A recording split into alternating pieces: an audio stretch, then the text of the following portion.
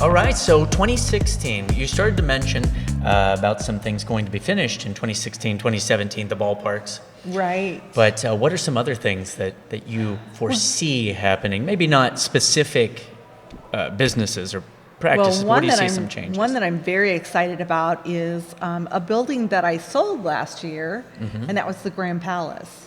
Oh, I didn't know it has been sold. Yes, the Grand Palace was bought by the folks, Cavera Partners, that own the Hollywood Wax Museum. Oh, right. And they were in town a few weeks ago, and they came and showed me what their plans are for the property. And all I can tell you is it is going to be spectacular. Really?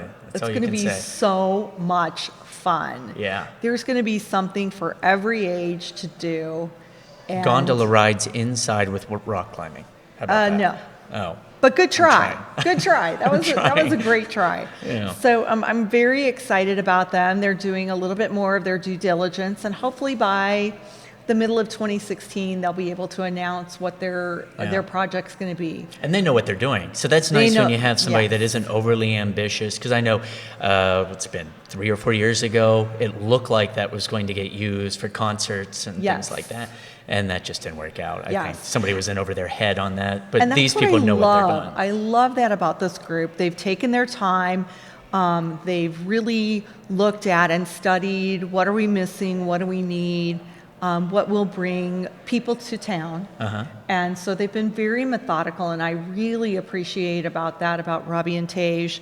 And so I saw the plans again. I think they're on the right track. It's something that's going to be phenomenal for Branson. Yeah, I'll have to talk to them, see if they give me any hints. Yes, I applaud them for what they're doing. There's another group that's looking at the possibility of bringing a project on Gretna area across from the Branson Mill. Oh, yeah? I know that project. Yeah. That would be an amazing project as well that will draw people to town.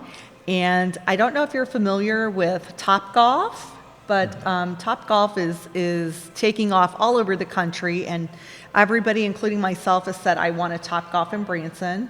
Well, their biggest competitor, and I have been talking at least weekly or every 2 weeks, and so I've hooked them up with a couple of investors, and so there's a couple of spots, and they are chomping at the bits to get to Branson. Branson is definitely on their radar. Now, what is that? The Topgolf experience is where it's a multi-level. You have 3 floors, and they have bays where you can go, and it's kind of I want to say virtual golf, but not really virtual golf. You have you have a tee, and there are targets. Like a regular golf course. So you would look at where the green is, and the closer you get to the green, the more points you get. So there'll be a green flag. So it's like entertaining golf. It's because I don't find golf entertaining Oh, it's at all. so much fun, whether you're a golfer or not a golfer. And they have food and drinks and all kinds of stuff, and they have pool tables. And it's really a hangout place. And the nice part is you can play against a person that's in another bay, or you can play against someone in another location. That's pretty cool. So if your brother or sister is in New York and you want to play them, you can go and you can be at the places at the same time and play against each other. It's like when people play the PS4 or whatever online. Exactly. Cool. So you can make it as hard or as easy as you want. The computer can tell you which targets to hit at, and it makes it a little more difficult. But it's really fun. It's for people that know how to golf and don't know how to golf. It's fun for all ages. Yeah, it's like a new little spin there. That's kind of neat. In I do fact, zombie running. Have you ever done that? No. I have an app. Oh, yes, I have. Well, I have an app for my phone. Have you done that with the app? I haven't done it with the app. Because I hate to run. I did it at a convention. I forgot. Yes. Yeah, you run, and then it's telling you a story, and if you slow down too much, the zombies are catching you, and you lose points. Yeah, that's the only way that I can run. It was really fun. Well, I can tell you that my family is starting a new tradition.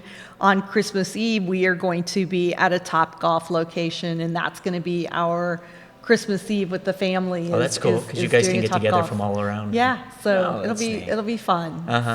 So lots of stuff going on for 2016 here in Branson, and I'm excited about some of those changes. And I know every year people move around in the theaters and stuff, but it's good to see new businesses coming in. And we're constantly having the construction. I know, because I have to drive through it all the time. We have a new show that's wanting to come to Branson too, and it involves some rock and roll folks. One of the guys that was in Bad Company and Foreigner, along with one of the Kentucky Headhunters, and I forgot the other entities, and they're wanting to bring in a name act person to come for like 2 weeks, like a Peter Frampton would be the guest, and it's an acoustical show. Yeah?